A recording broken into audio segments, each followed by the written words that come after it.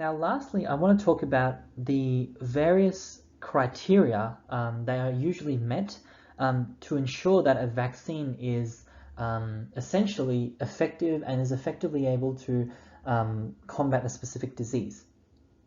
Now, there are 4 different criteria that a vaccine has to meet so that it's essentially effective at allowing for the eradication of a disease. Firstly, these four criteria conveniently spell the word less, so LESS. Firstly, the vaccine should be low cost. This means that both developing and developed countries should have effective access to the vaccine, and people within these countries should be able to afford this vaccine to allow for it to be effective in protecting their health. Secondly, the vaccine should be effective. So what this basically means is that after the vaccine has been administered, the body is able to have an effective immune response such that it is protected in the future against any further exposure to the pathogen. Thirdly, it should be safe, so safety is a concern. The vaccine shouldn't cause any adverse effects such as having the actual disease that it is being prescribed for. For example, the polio vaccine, although it's a very low rate, out of the 120,000 children who are given the polio vaccine in its initial trials, 56 children actually got polio itself, and that's a very low, 0.000% rate. But at the same time, it's something to take into consideration. Some vaccine, the influenza vaccine, can be quite dangerous for some people. It has caused deaths in the past, and it has caused autoimmune conditions in the past, such as Guillain-Barré syndrome or Bell's palsy. So those 3 criteria have to be met in order to ensure that the vaccine is essentially protective against the community. Lastly, the vaccine should also be stable. And what I mean by stable is that, like many other medications, the vaccine should be able to be transported effectively. It shouldn't have to be placed in the refrigerator. Once again, talking about the influenza vaccine, the influenza vaccine must be kept in a refrigerated environment or in an ice, like a cold environment. And that's something that affects its ability to be transported around the world and increases its costs. So vaccines should be something that are able to be effectively transported, not necessarily be volatile in the body, have an effect in the body as well. So that's something to take into consideration as well. So those are the 4 criteria that must be met for vaccines. So in review, today we looked at the 6 different types of vaccines. So conjugated, where you pair up the vaccine with another protein. Live attenuated, which is the actual live organism. The subunit or acellular, which is a specific part of the vaccine. Toxoid vaccines, which only contain the pathogen. Nucleic acid vaccines, which only contain the DNA, which allows for proliferation in the host cells, And finally, inactivated vaccines, which contain the dead pathogen to allow for an immune response. And we also looked at the 4 criteria that must be met for an effective vaccine: low cost, effective, i.e. able to induce an effective immune response to the body; safe, not causing any adverse effects; and finally stable, so that they're able to be transported around the world and not cause any adverse effects within the body. Thanks for watching. Hi everyone. In today's video, I'm going to be running through the criteria that we have to meet to ensure a good vaccine, and I'll also be explaining the different types of vaccine that are currently in circulation around the world and are usually used for the treatment of various, or actually the prevention of various conditions. So when we talk about vaccines, there are 6 main types of vaccines that are present currently. Now, these vaccines include probably one of the most common, which is called a live or attenuated vaccine. Now, what does that mean? Well, an attenuated vaccine is a vaccine that contains a pathogen that is alive but it's been essentially inactivated or I guess reduced to such an extent that it's essentially doesn't pose any harm to the human body. So an attenuated vaccine contains a live organism or live pathogen, and the pathogen itself is present in its full structure, but it's not going to have any negative effect on the body.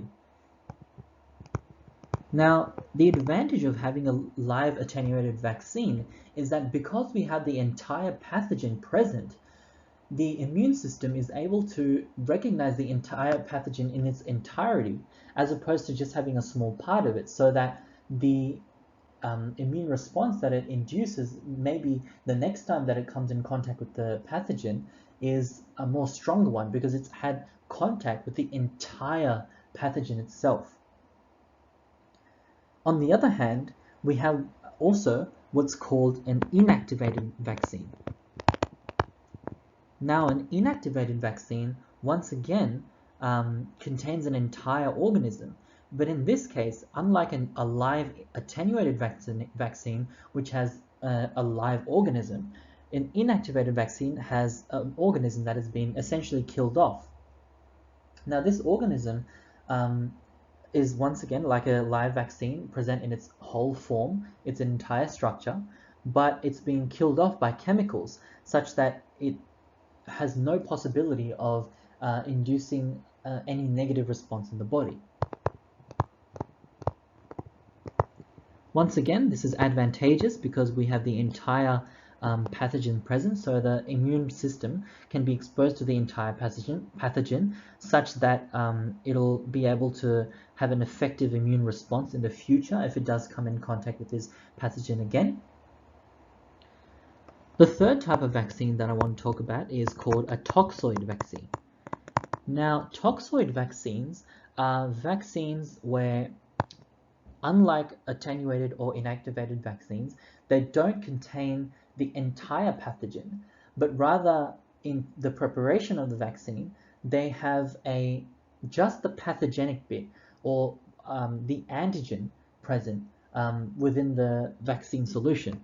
So only the antigen of that particular maybe virus or bacteria is present, and that antigen is able to induce an immune response such that there is no damage to the body. And the advantage of having just the antigen is that there is no risk of the actual pathogen multiplying because it's not present. Just a part of it is present within the body. The next type of vaccine that I want to talk about is called a subunit or acellular vaccine. Now, an acellular vaccine is essentially, you could say it's a cross between an attenuated and a toxoid vaccine. This vaccine contains a part of the microbe that's not necessarily the toxoid and not necessarily the whole microbe itself. It's essentially just a chopped up pathogen that's present within the vaccine itself or the vaccine solution.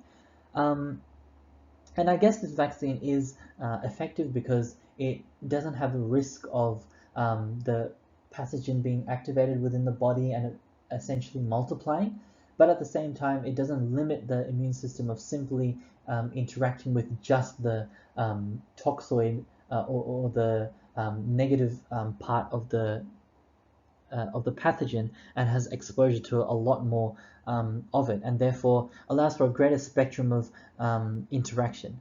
But at the same time, it's quite similar to the other mechanisms of action we've seen. So to summarize, it's basically just a small part of the pathogen.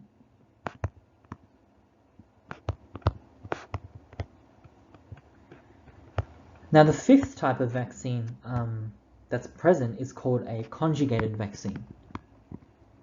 Now, conjugated vaccines are usually present for pathogens that are very weak, and essentially, if the pathogen was present by itself in the vaccine, then it wouldn't be able to induce an immune response by itself.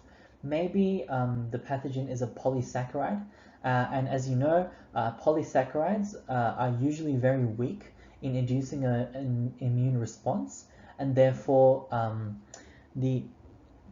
essentially giving the vaccine won't have any benefit to the person, because if the person is unable to induce an immune response, then, well, there's no point of being vaccinated in the first place.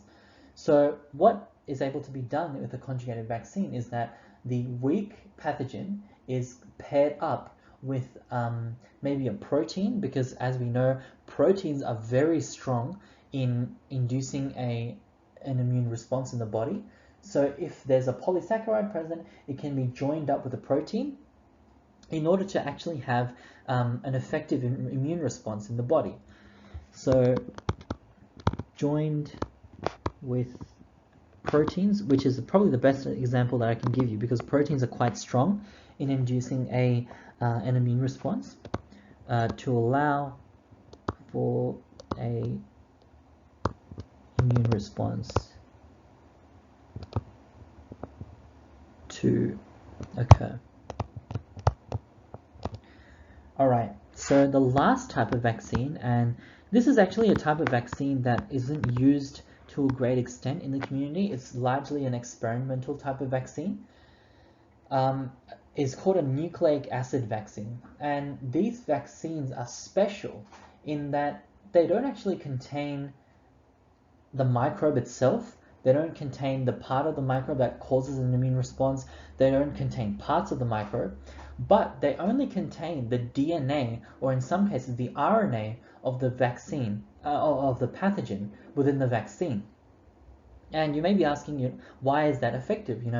Don't you want the actual pathogenic or antigenic part within the vaccine?